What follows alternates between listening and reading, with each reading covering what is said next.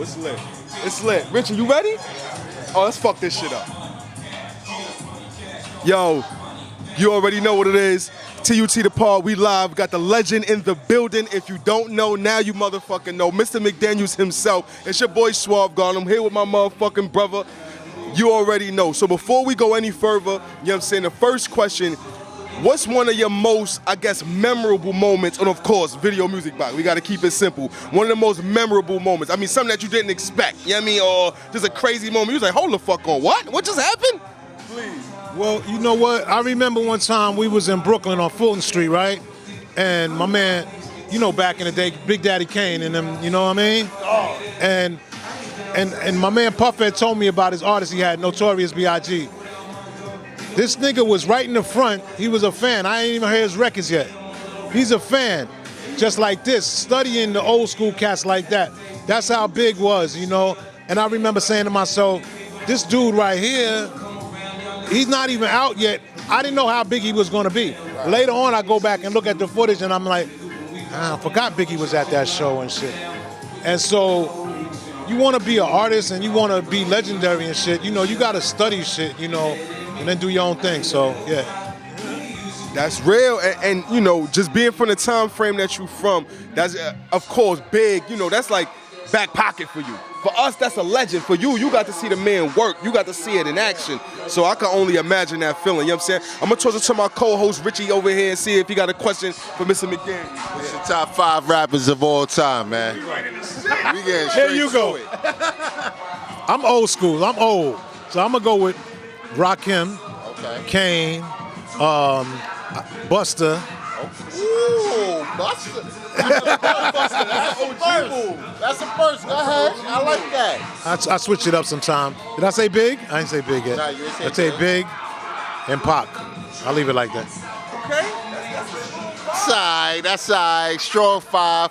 Pac, really, to me, number 5 is really your hardest one. That's really your first. So you got Pac as your number 1 rapper. I think Pac is just from the heart, Pac. You know what I mean?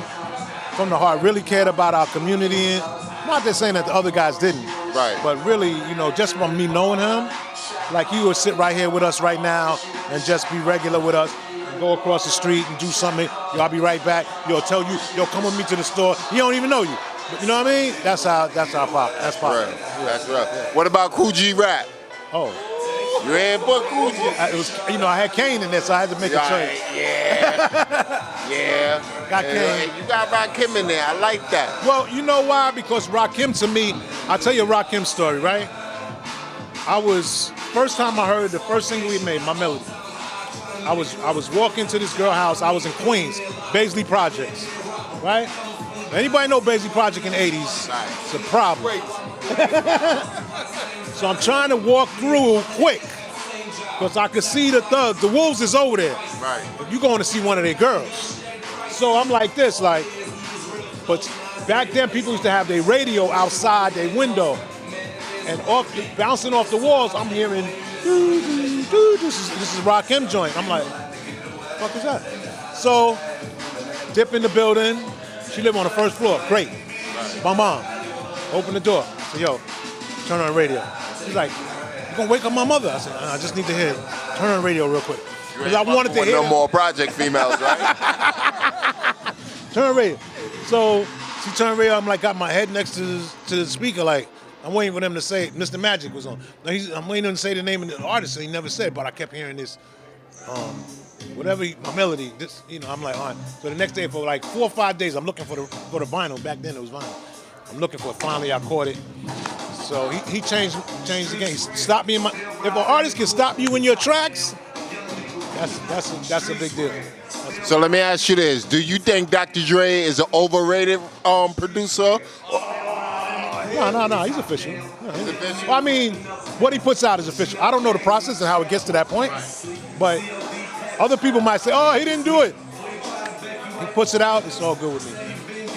How you feel about Tekashi 6ix9ine?